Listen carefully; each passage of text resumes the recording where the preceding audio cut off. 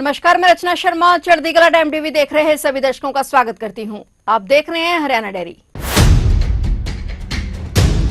हरियाणा के मुख्यमंत्री नायब सिंह सैनी ने कहा कि बुजुर्ग हमारे सम्मानीय हैं और उनकी सुरक्षा और सम्मान करना हमारी सरकार की सर्वोच्च प्राथमिकता है। मुख्यमंत्री नायब सिंह सैनी ने हरियाणा विधानसभा के बजट सत्र के दौरान पेंशन काटने के संबंध में एक सवाल के संबंध में स्पष्ट किया कि प्रधानमंत्री नरेंद्र मोदी ने अपने संकल्प पत्र में यह स्पष्ट किया है कि 70 वर्ष से ऊपर के बुजुर्ग यदि किसी बीमारी से पीड़ित होते हैं तो उनके परिवार को इलाज की चिंता करने की आवश्यकता नहीं है। उनके इलाज की प्रधानमंत्री नरेंद्र मोदी और हरियाणा सरकार ने व्यवस्था करते हुए 5 लाख रुपए तक की राशि सुनिश्चित कर रखी है। उन्होंने पेंशन को लेकर विपक्ष पर प्रहार करते हुए कहा कि पेंशन बंद किए जाने को लेकर विपक्ष अफवाहें फैला रहा है। उन्होंने कहा कि बुजुर्गों के बीच ऐसा भ्रम फैलाना पूरी तरह से गलत है। मुख्यमंत्री ने कहा कि प्रदेश सरकार ने पेंशन काटी नहीं है बल्कि उसमें बढ़ोतरी कर उनके सम्मान को बढ़ाने का काम किया है। मुख्यमंत्री ने कहा कि वर्तमान सरकार ने बुजुर्गों के लिए पारदर्शी, सम्मानजनक और सुविधाजनक व्यवस्था बनाई है। मैंने एक स्टेटमेंट भी दिया था, मैंने किसी मंच के ऊपर कहा था कि बुजुर्ग हमारे पिता समान हैं। ये भारतीय जनता पार्टी है माननीय अध्यक्ष जी, जिसने बुजुर्गों का इतना सम्मान करने का काम कर रही है। माननीय अध्यक्ष जी, मैंने ये भी कहा था, मैं आदरणीय नरेंद्र मोदी जी का धन्यवाद करना चाहता हूँ कि उन्होंने अभी अपने संकल्प पत्र में एक बात कही थी कि 70 साल का ऊपर का कोई भी बुजुर्ग है, अगर उसको कोई बीमारी हो जाती है या कोई बीमारी आ जाती है तो परिवार को इलाज की चिंता नहीं है। माननीय अध्यक्ष जी, सारा इलाज नरेंद्र मोदी और हरियाणा सरकार कराएगी। 5 लाख रुपए का माननीय अध्यक्ष जी, उसको अलग से कोई भी बुजुर्ग है। और ये इस प्रकार की अफवाह दी थी माननीय अध्यक्ष जी, उन बुजुर्गों के अंदर विपक्ष ने ये पाप किया है, अफवाह फैला करके कहा पेंशन काट दी। अरे पेंशन काट देंगे माननीय अध्यक्ष जी हम किसी बुजुर्ग की?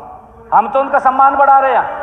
मंत्री जी ने ये कहा है कि अगर कोई शिकायत आती है, ये सरकार की जिम्मेवारी है उसको वेरीफाई करना हमारी जिम्मेवारी है। और उसको वेरीफाई करने के लिए उसको थोड़ी देर होल्ड किया था और वो चला गया सारा का सारा। नहीं, गुनाह नहीं है, अफवाह नहीं फैलानी चाहिए। अफवाह फैलाई आप लोगों ने, कमाल कर दिया।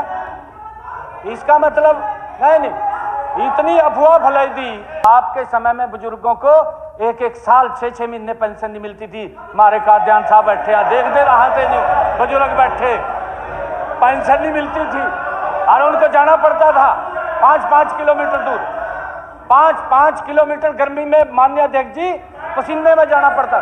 पानी पूछने वाला नहीं था बुजुर्गों को कोई इनके समय में।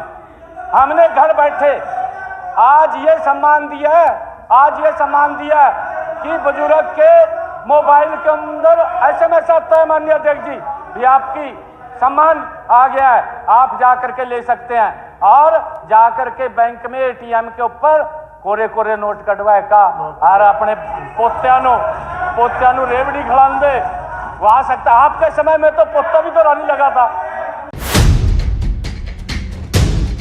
मुख्यमंत्री नायब सिंह सैनी ने कहा कि पलवल क्षेत्र में स्वास्थ्य सुविधाओं की कोई कमी नहीं है। 200 बेड के जिला अस्पताल और 50 बेड के सब डिविजनल अस्पताल के माध्यम से नागरिकों को बेहतर स्वास्थ्य सेवाएं उपलब्ध करवाई जा रही हैं। मुख्यमंत्री हरियाणा विधानसभा के बजट सत्र में प्रश्नकाल के दौरान विधायक रघुवीर तेवतिया द्वारा पलवल और बल्लभगढ़ के बीच ट्रॉमा सेंटर बनाए जाने के संबंध में पूछे गए सवाल का जवाब दे रहे थे। मुख्यमंत्री ने कहा कि स्थानीय विधायक जिस स्थान की बात कर रहे हैं उसमें 500 मीटर दूरी पर 200 बेड का जिला अस्पताल पलवल स्थित है और दूसरी तरफ केवल 2 किलोमीटर की दूरी पर 50 बेड का सब डिविजनल अस्पताल भी स्थित है, जिससे लोगों को उपचार के लिए दूर जाने की आवश्यकता नहीं पड़ती।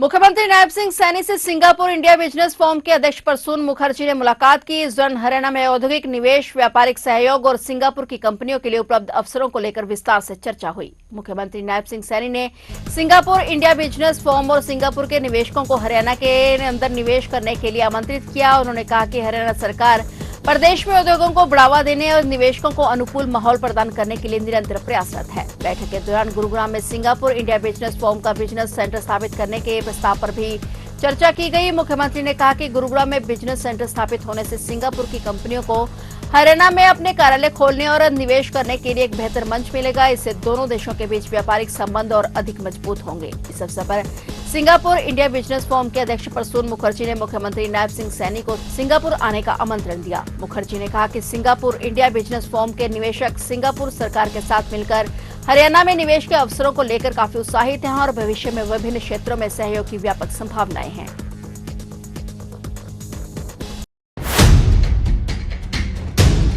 तो आप देख रहे थे हरियाणा डायरी और नए समाचारों के साथ फिर से हाजिर होंगे। तब तक के लिए देखते रहिए चढ़ती कला टाइम टीवी और मुझे दीजिए इजाजत। धन्यवाद।